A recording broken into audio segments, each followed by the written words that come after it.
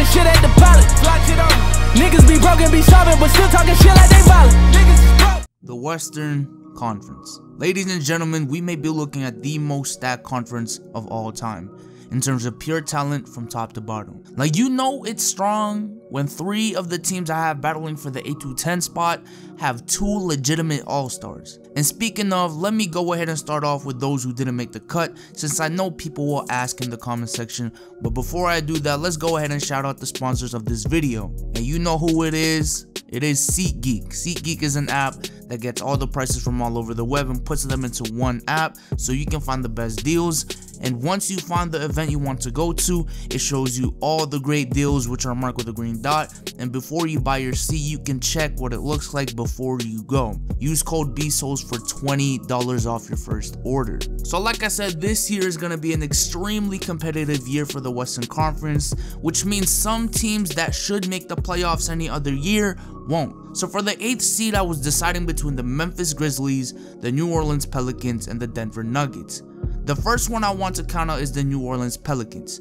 Now, yes, they have the 2 best big men in the league, but what does that mean when you have very subpar talent around them and a coach that has been on the hot seat for the past 2 years will most likely be on the hot seat again in a league that's dominated by guards and forwards? While Boogie and AD are tremendous talents, if your plan is to literally just give those 2 the ball and essentially play 2v5 basketball, it is simply not gonna work, especially not in this conference. Now again, solely because of these 2 players, they will still be contending for a playoff spot, but unless the players around them step up, it's gonna be really hard to make the playoffs. The second team I have not making the playoffs is the Denver Nuggets, and I originally was really high on them. Jokic seems like he's gonna have a breakout year.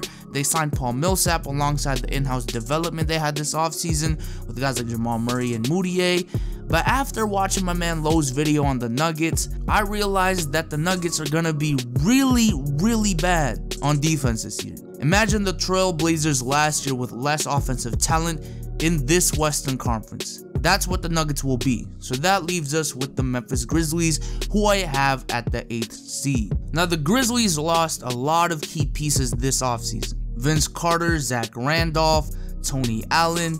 I'm gonna be honest, they lost a decent amount of people to their core. However, they still have a great duo in Marc Gasol and Mike Conley. They signed a couple of solid players this offseason in Tyreke Evans, Ben McLemore, Chandler Parsons. Also looks like he's going to be healthy, combined with the great coaching and the fact that unlike the Nuggets and the Pelicans, their team does have some slight continuity because of Marc Gasol and Mike Conley, who have been there for years. I still think they're good enough to squeeze in for the 8th seed. Number 7, the Portland Trailblazers.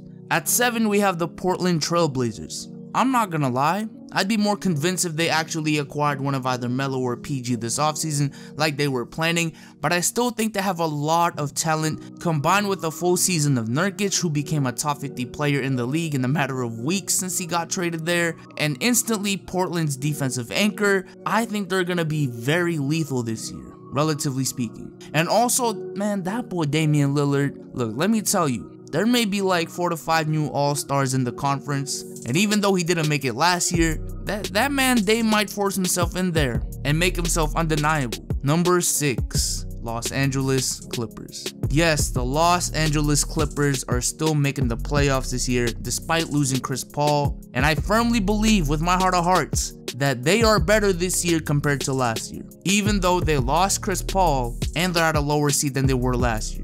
For one, they signed Milos Teodosic. Now, he's no Chris Paul, but he for sure can definitely fill up 70 to 80% of the playmaking ability Chris Paul brought to the table.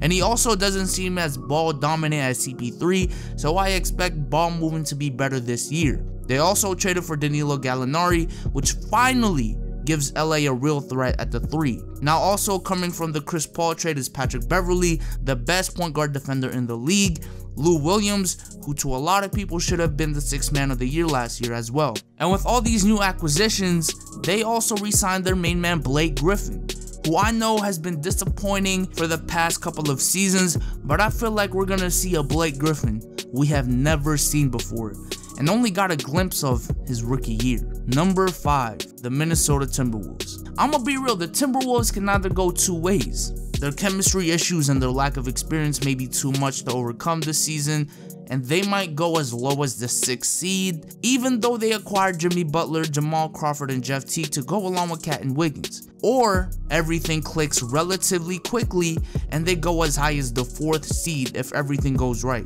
I'm just picking the middle ground at 5 because I don't think their chemistry issues and their experience will be that big of a problem, but I also don't think everything will just click right off the bat, and that's why they're at 5. Number 4, the Houston Rockets.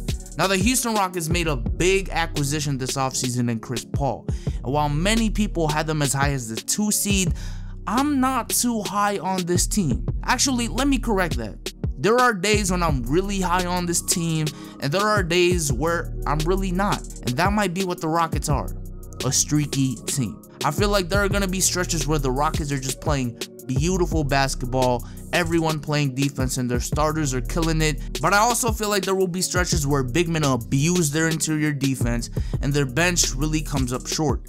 And also, I'm still not sure how this whole James Harden Chris Paul combo will actually work, so they might be higher on this list. Number 3, the Oklahoma City Thunder. At 3, we have the Thunder. Now let me tell you, man, this team, if it wasn't for chemistry issues and the fact that this list is based strictly off of record, I'd crown them right now as the 2nd best team in the Western Conference, and I believe they are the team that can match up with the Golden State Warriors better than anyone else. But that's for another video. Simply put, this team has a lot of firepower offensively in Russell Westbrook, Paul George, and Carmelo Anthony, while still being really good on the defensive end. And if Russ can lock in defensively this year and Melo can just not be a liability, which he definitely has the ability to do, oh man.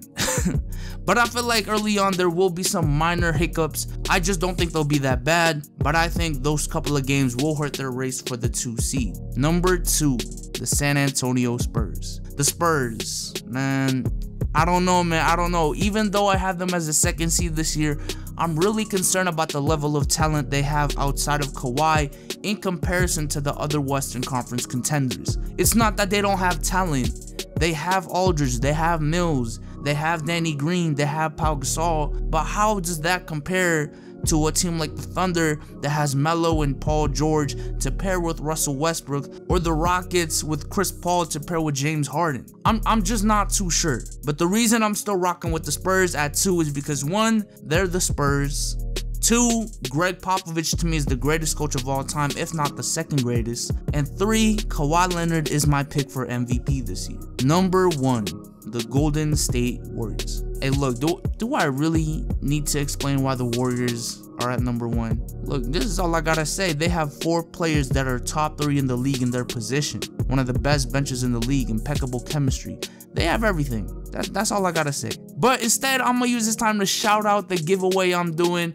If y'all didn't know, I have this goal of reaching 100k subscribers by New Year's, and I have a month and a half to do it, and it seems like a stretch, but you know, that is the goal. And let's see how close I can get. And if I do reach this goal, I'll be giving away a $50 NBA store gift card, a Bezos t-shirt, and a copy of NBA 2K18. To enter, go ahead and click the Gleam link in the description. And all I'm saying is, man, subscribing gives you 10 entries. So go ahead and do that. But with that being said, the Warriors are still the best team in the Western Conference. I still expect them to be the 1 seed, and I am out. Peace.